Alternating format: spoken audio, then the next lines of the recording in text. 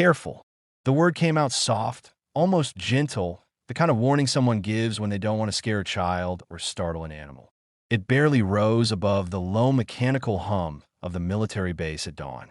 But it was enough. The Belgian Malinois stiffened.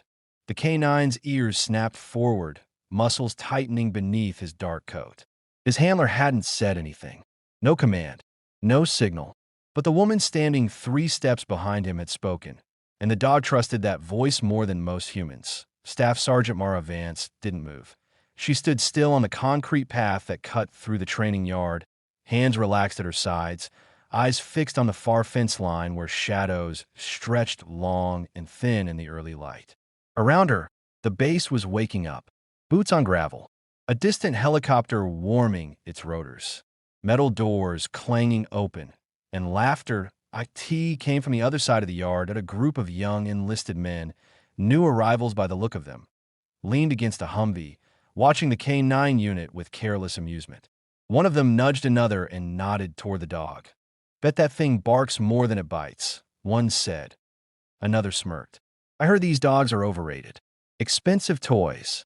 The handler pretended not to hear. He kept his grip on the leash, jaw tight, eyes forward. Mara heard everything. She always did. The dog shifted again, sensing the tension now, nails clicking softly against the concrete. Mara took a slow breath. She'd seen this kind of attitude before. Arrogance mixed with ignorance. People who thought uniforms made them untouchable. They didn't know who she was. That was intentional. Her fatigues were plain. No flash chipachis. No ribbons on display. Her sleeves were rolled down, covering the thin white scar that ran along her forearm. Her hair was pulled back tight, regulation, forgettable. She looked like logistics, or admin, or someone you ignored without consequence. That was how she liked it. One of the young men pushed off the Humvee and walked closer, boots loud, swagger exaggerated. Hey, he called out to the handler. Does that mutt even know how to attack? The handler's jaw clenched harder. Sir, please keep your distance. Relax, the man laughed. What's he gonna do? Cry. The Malinois growled low, deep in his chest. Mara finally turned her head. Her eyes met the soldier's for half a second. That was all it took. There was no anger in her gaze. No threat. Just a calm, measuring stillness that made the man hesitate without understanding why. He scoffed it off quickly, embarrassed by his own pause. See, he said to his friends. Nothing. Then someone else, someone trying too hard to impress, raised his rifle that IT wasn't aimed properly. Not safely. Just enough to be stupid. Careful, Mara said again. The crack of the shot shattered the morning. Everything happened at once. The handler shouted. The Malinois lunged, and Mara moved. She didn't think. She didn't hesitate. Her body reacted the way it had been trained to react long before this base. Long before this country even knew her name. She stepped into the line of fire. The bullet meant for the dog hit her instead. The impact slammed into her shoulder, spinning her halfway around. Pain exploded white-hot, ripping the air from her lungs. She hit the ground hard, the world tilting violently as boots rushed toward her and voices erupted in panic. Medic! What the hell did you do? The dog barked furiously, straining against the leash, teeth bared toward the shooter who had gone pale, rifle slipping from his hands. Mara lay on her side, blood already soaking into the concrete beneath her. Her vision blurred, but she forced herself to stay conscious. The Malinois whined. Easy, she whispered through clenched teeth. I am okay. Easy, boy. The handler stared at her in shock. Why would you? She didn't answer. Because explaining would take too long.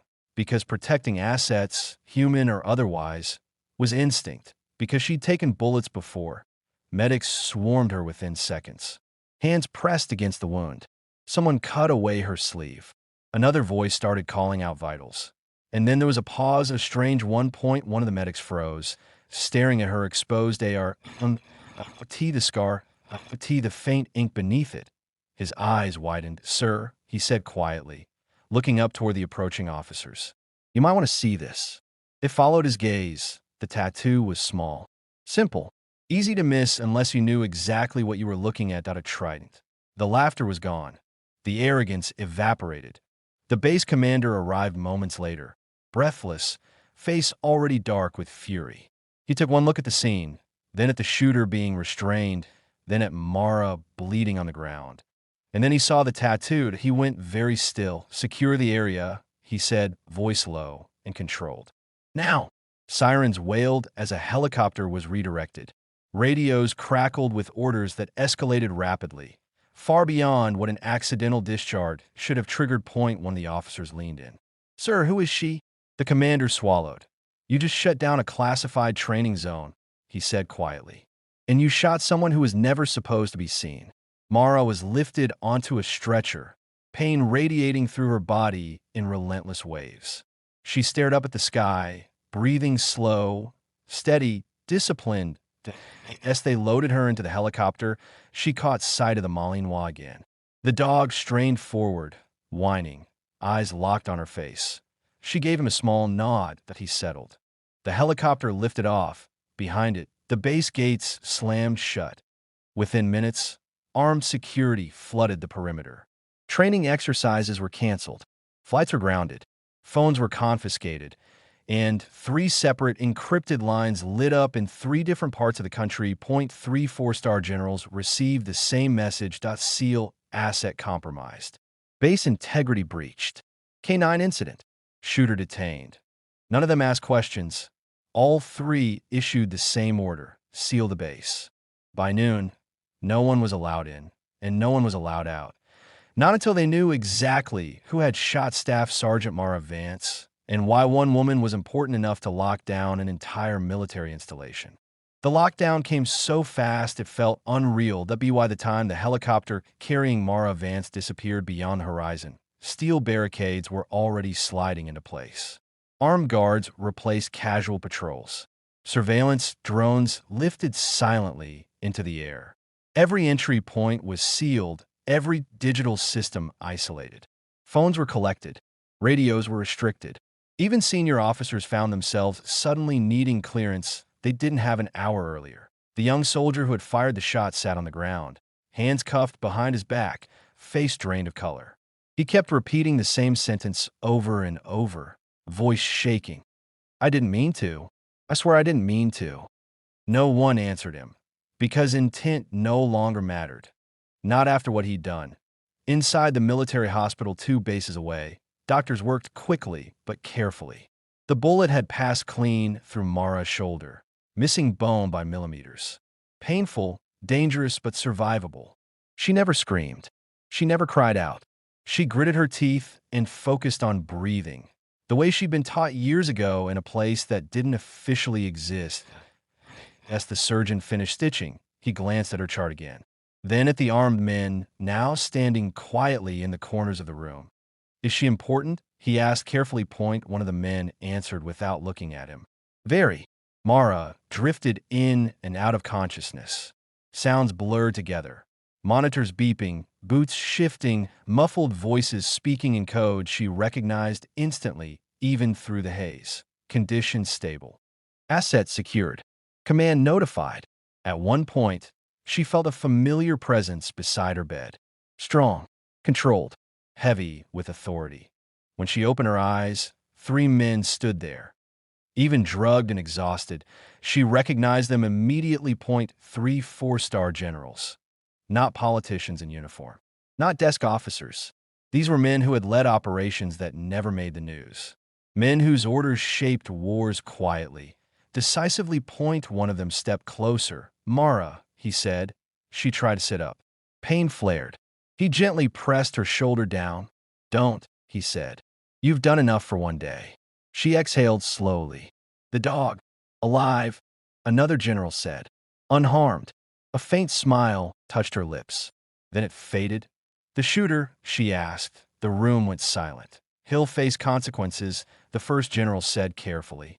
Severe ones. She closed her eyes for a moment. He wasn't aiming for me, she said. He panicked. That doesn't change the outcome, the third general replied. You were exposed. Mara opened her eyes again, sharper now. I stepped in intentionally. All 3 men knew that. Still, hearing her say it out loud carried weight. You took a bullet for a K9, one of them said. She met his gaze without hesitation. The K9 was trained, loyal, obedient. He didn't deserve to die because of stupidity. None of them argued, because every man in that room had once trusted his life to a dog. Back at the sealed base, rumors spread like wildfire despite the silence orders.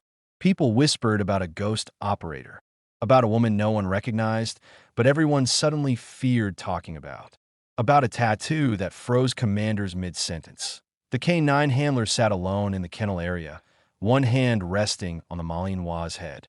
The dog lay calmly beside him, eyes alert, ears twitching at every sound. "She saved you," the handler whispered. The dog whined softly. When investigators finally allowed the handler to give a statement, he told them everything.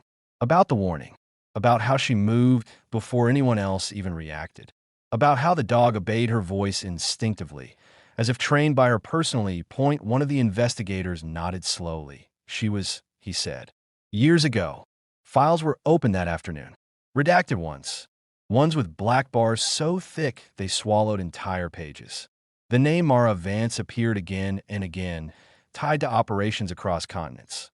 Unofficially, she had been known by another title.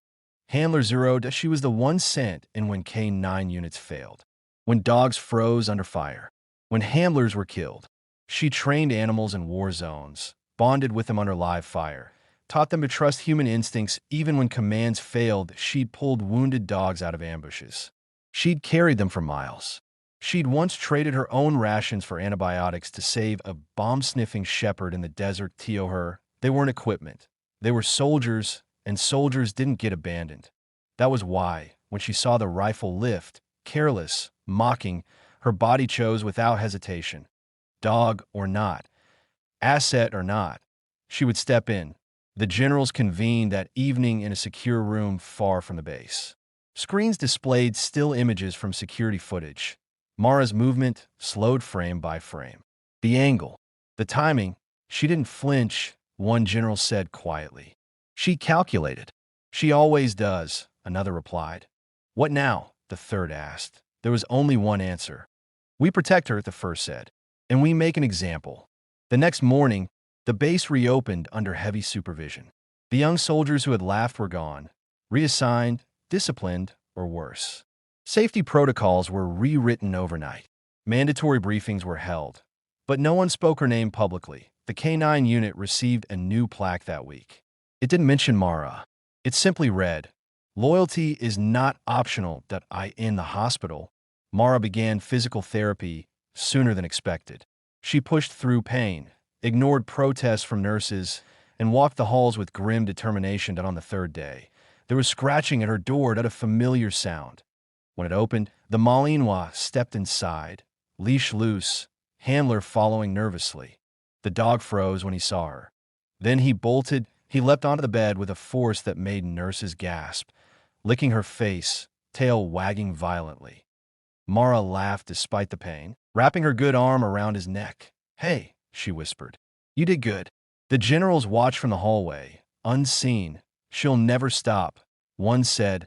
"No," another agreed. "That's why we need her."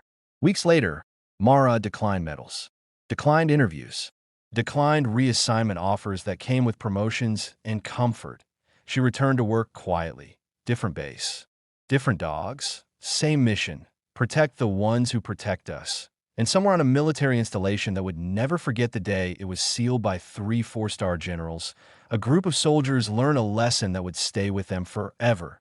Bravery doesn't always wear rank. Sometimes it steps in front of a bullet.